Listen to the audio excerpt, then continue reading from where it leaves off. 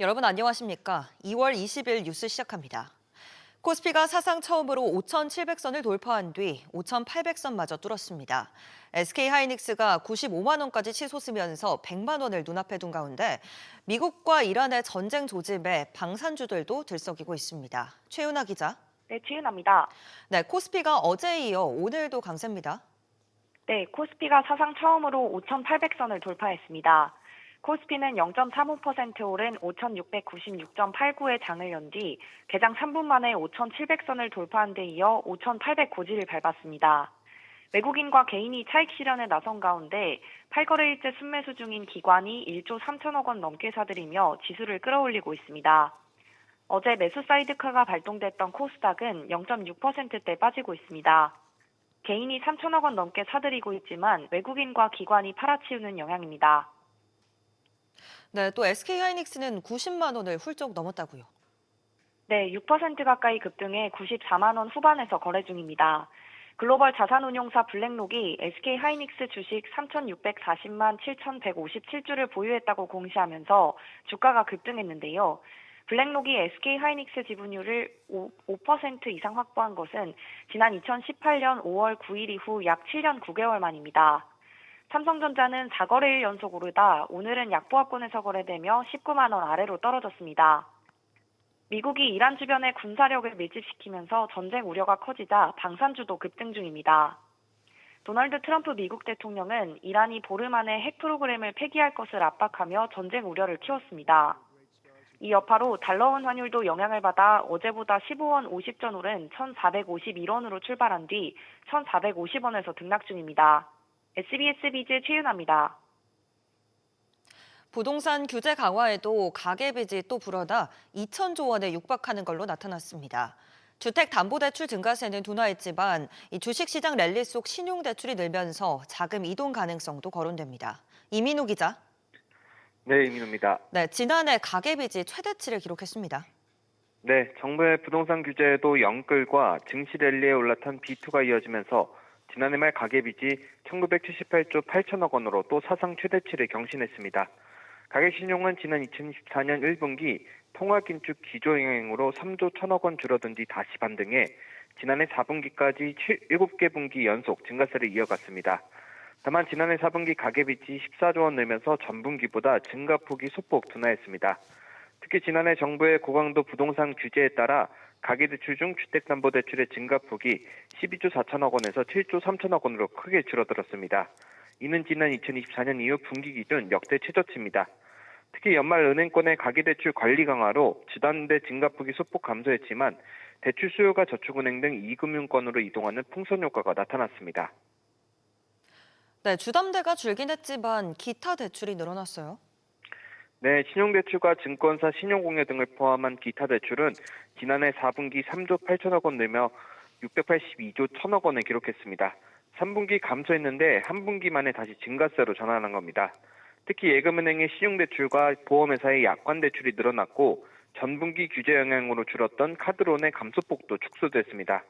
지난해 증시 호황으로 인해 이른바 B2 수요가 다시 늘어난 영향으로 풀이됩니다. 한은은 늘어난 기타 대출과 관련해 증권사 신용공여도 늘어난 사실로 미뤄보아 주식 투자 수요와 관련이 있는 것으로 추정된다고 밝혔습니다. SBS 비즈 이민우입니다. 이재명 대통령이 다주택자에 대한 대출 규제 의지를 재차 드러냈습니다. 강도 높은 표현과 함께 구체적인 움직임도 시사했는데요. 자세히 알아봅니다. 김환진 기자. 네, 김한진입니다. 네, 이 대통령 구체적으로 뭐라고 했습니까? 네, 이재명 대통령이 X를 통해 부동산 불로소득 공화국은 반드시 혁파해야 한다고 경고했습니다.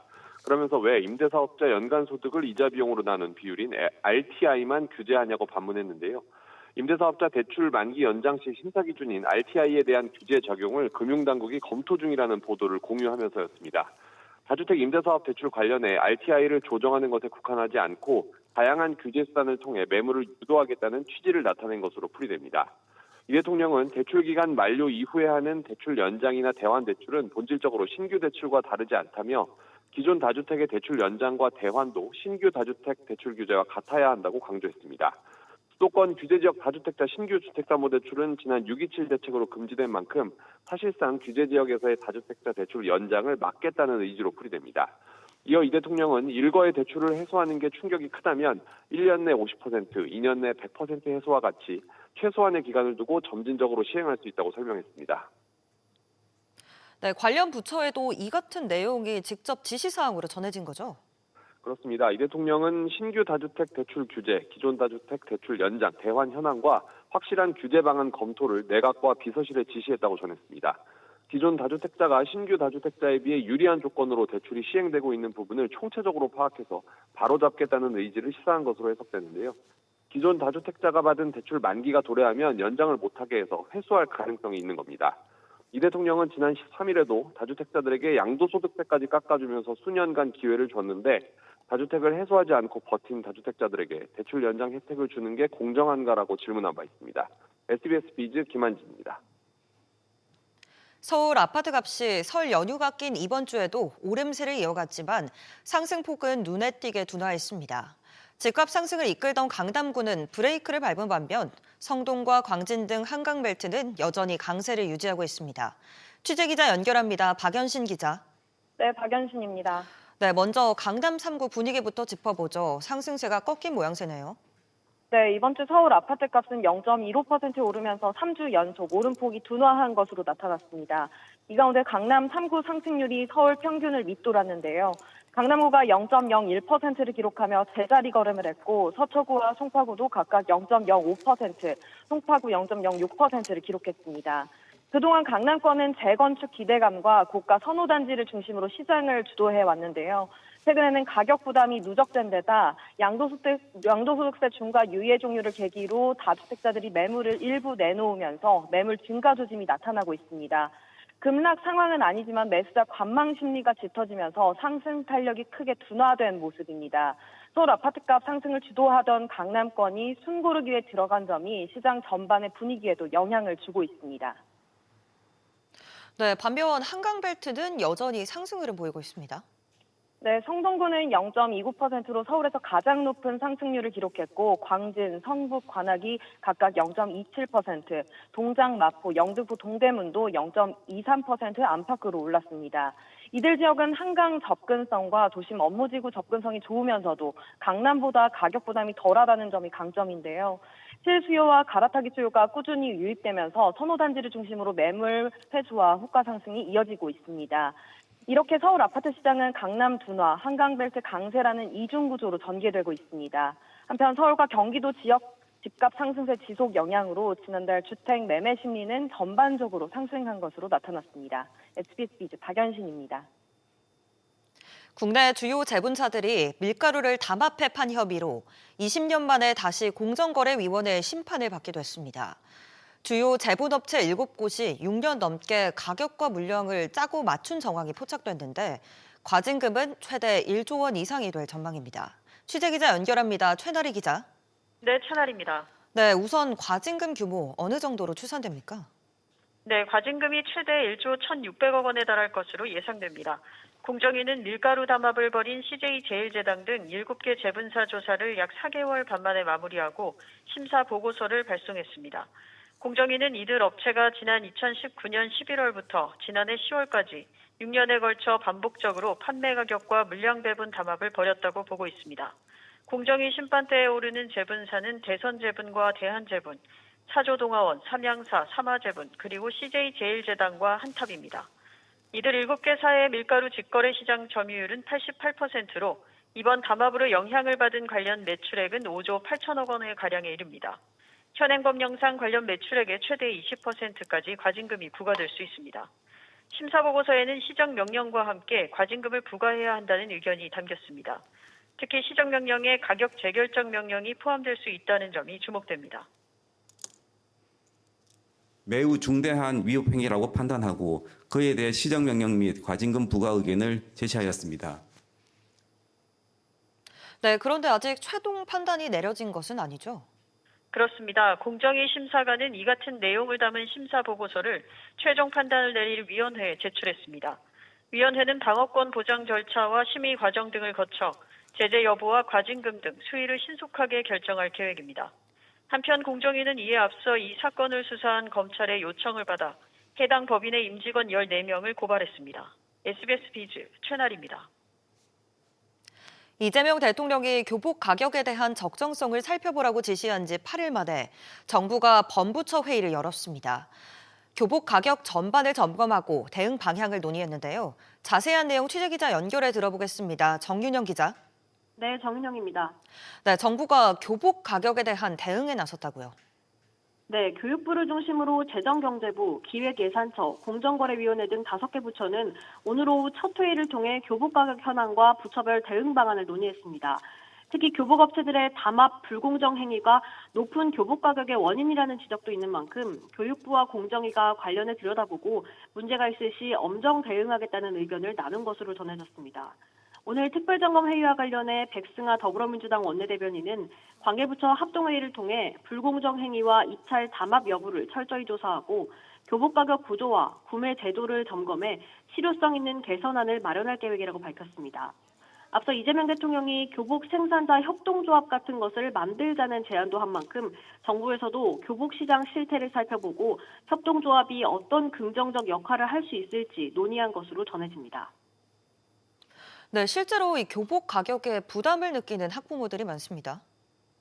네, 각 지자체별로 30만 원에서 40만 원의 교복 구매 지원금을 주지만 체육복과 생활복, 여벌 셔츠나 바지를 추가로 사게 되면 지원금 이상을 지출해야 되는데요. 동복과 하복의 한 벌 구매 가격 자체가 60만 원을 넘는 학교도 있는 것으로 나타났습니다. 때문에 이재명 대통령은 고가의 교복을 부모의 등골을 휘게 하는 등골 브레이커로 지목하며 비싸게 받는 게 온당한지 대책을 검토해달라고 주문한 겁니다. SBS 비즈 정윤영입니다. 이번에는 군사적 긴장감이 높아지고 있는 중동 지역 상황 알아보겠습니다. 도널드 트럼프 미국 대통령이 이란의 핵 문제에 대해 최대 보름의 시한을 두며 압박 수위를 더 높였습니다. 전면전 우려가 커지면서 국제유가는 6개월 만에 최고가를 기록했는데요. 이한승 기자, 네, 트럼프 대통령이 구체적으로 뭐라고 말한 건가요? 네, 트럼프 대통령은 현지 시간 19일 워싱턴 DC에서 열린 평화위원회 첫 회의 연설을 통해 이란이 합의하지 않으면 나쁜 일이 일어날 것이라고 강조했습니다. 그러면서 이란에 열흘이라는 시한을 제시했는데요. 이후 조지아주로 향하는 전용기에서는 15일이 최대 한도라고 다시 언급하기도 했습니다. 결국 보름 내에 핵 프로그램 폐기를 수용하라고 이란을 압박한 것으로 풀이되는데요.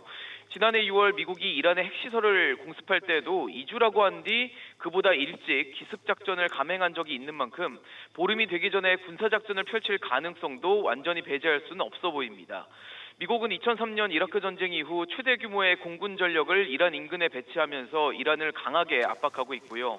이란은 호르무즈 해협에서 러시아와 연합훈련을 펼치는 등 전시에 준하는 대비태세를 갖추고 있어 군사적 긴장감이 최고조에 달하고 있습니다.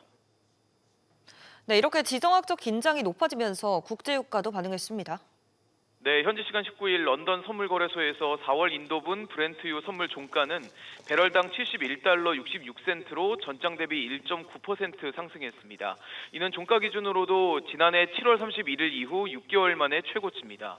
다음 달 인도분 서부 텍사스산 원유 선물 종가도 전장 대비 1.9% 오르면서 지난해 8월 2일 이후 6개월 만에 가장 높은 수준을 보이는 등 미국과 이란의 전면전 우려가 유가를 끌어올리고 있습니다. SBS 비즈 이한승입니다. 중동 정세 불확실성이 커지면서 안전자산인 금과 은 가격도 다시 높아지고 있습니다. 국내에선 실버바를 찾는 수요가 꾸준히 이어지고 있는데요. 취재기자 연결합니다. 김성훈 기자. 국내 실버바 투자 수요가 어느 정도입니까? 네, 한국조폐공사는 지난달부터 온라인을 통한 실버바 판매를 재개했는데요. 수급 상황과 투자 수요에 따라 판매 재개와 일시 중단이 반복되고 있습니다. 설 연휴 직전인 지난 11일에는 1000g 실버바를 개당 727만 6천 원에 판매했는데 하루 만에 품절이 공지됐습니다. 오늘도 오전 9시부터 시세 변동에 따라 개당 681만 원에 1인당 10개 한도로 선착순 판매를 재개했는데요. 직전 판매보다 가격이 낮아진 만큼 조기 소진이 예상되고 있습니다. 네, 가격 흐름도 짚어주시죠. 네, 최근 금과 은 가격은 롤러코스터처럼 극심한 변동성을 보이고 있습니다. 국제은 선물 가격은 지난달 말 온스당 115달러 선까지 오르며 사상 최고가를 기록하기도 했는데요. 하지만 도널드 트럼프 미 대통령이 차기 연준 의장으로 매파 성향으로 알려진 케빈 허시 전 연준 이사를 지명하면서 한때 73달러 선까지 떨어졌습니다. 금리 인하에 신중할 것이란 전망 속에 이자가 없는 귀금속 자산의 투자 매력도가 상대적으로 낮아졌기 때문인데요. 하지만 고조되고 있는 미국과 이란의 무력 충돌 긴장감이 다시 가격을 끌어올리는 분위기입니다. 안전자산으로서 가치가 다시 부각되면서 은 선물은 77달러 선까지 가격이 회복됐고요. 온스당 4,652달러 선까지 떨어졌던 국제 금 선물 가격도 다시 5,000달러 선을 웃돌고 있는 상황입니다. SBS 미즈 김상훈입니다. 구광모 LG그룹 회장과 상속소송을 벌이고 있는 구연경 LG복지재단 대표가 재단 규정의 대대적인 재편에 나서며 LG그룹의 통제권에서 완전히 벗어났습니다. 동시에 LG그룹 후원으로 이루어지는 복지사업과 별도로 자체 신규 사업도 올해부터 시행합니다. 박규준 기자. 네, 박규준입니다. 네, 규정까지 따로 만들 정도면 이제 완전한 분리라고 봐야 되겠습니다. 그렇습니다. LG복지재단은 지난 11일 이사회를 열고 이 재단 재규정 신규 재정권을 통과시켰는데요. LG복지재단은 기존 LG재단 통합으로 운영되던 재규정을 LG복지재단 실정에 맞춰서 재편하고자 한다고 설명했습니다. 특히 기존 규정에서 이번에 재단 운영의 근간인 조직 총칙 또 운영, 회계 등의 조항을 재정비했습니다. 재단 이사회는 이번 재개정으로 이 법인과 사무국 운영을 위해 필요한 규정을 모두 갖췄다고 평가했습니다. 이 구 대표가 이끄는 LG복지재단은 사무소와 또 홈페이지 분리에 이어서 이번에 내부 규정까지 재정비함으로써 그룹과의 분리를 마무리 지은 것으로 해석됩니다. 네, 그간 LG 계열사에서 기부금을 받고 그걸로 여러 사업들을 해왔는데 앞으로의 전망도 짚어주시죠. 네, 현재 LG복지재단이 LG그룹으로부터 지원받는 건 연간 10억 원 규모의 성장 호르몬제 현물 지원뿐인데 올해부터 신규 사업에 나섭니다. 이번 이사회에서 저소득층 아동 대상 체험 또 ADHD 아동 치료 지원 사업 등의 2개 신규 사업 승인을 했고요. 예산도 편성했습니다. 하지만 기존 LG 계열사에서 받았던 출연금이 거의 바닥난 점은 부담입니다. LG복지재단은 2017년도에 50억 원을 마지막으로 해서 LG 계열사 후원이 끊긴 것으로 알려졌는데 지난해 기준으로 이제 남은 돈은 8억 원대에 불과합니다. 구 대표와 구광모 LG 회장 간의 상속소송을 감안했을 때 성장 호르몬 주사제 지원도 중단 수순으로 갈 가능성이 나오고 있는데요. 하지만 이에 대해서 LG 관계자는 주사제 기부는 매년 동일한 수준이 될 거라고 일축했습니다. SBS 비즈 박규준입니다. 지난해 이동통신사의 각종 정보 유출과 관련된 후속 제재는 해를 넘겨서도 여전히 현재 진행형이죠. 이 중 KT가 지난해 해킹을 알고도 늑장 신고하거나 신고를 누락한 건에 대해서 3천만 원에 가까운 과태료를 받은 걸로 확인됐습니다. 하지만 이건 예고편이고 조만간 많게는 1,000억 원대 과징금이 기다리고 있습니다. 안지혜 기자, 과기정통부가 예고했던 과태료 규모가 확정됐다고요. 네, 정보통신망법에 따르면 기업이 침해 사고를 인지하면 24시간 안에 이걸 신고를 해야 합니다. 하지만 KT는 사고에 대해 지연 신고를 하거나 신고 자체를 하지 않았는데요. 구체적으로는 2건의 지연 신고와 지난 2024년 악성 코드를 발견하고도 신고하지 않은 1건의 미신고가 있었습니다.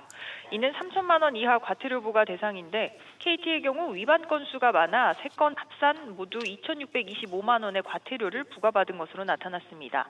앞서 SKT가 해킹 지연 신고와 미신고로 받은 과태료보다 많은 수준입니다.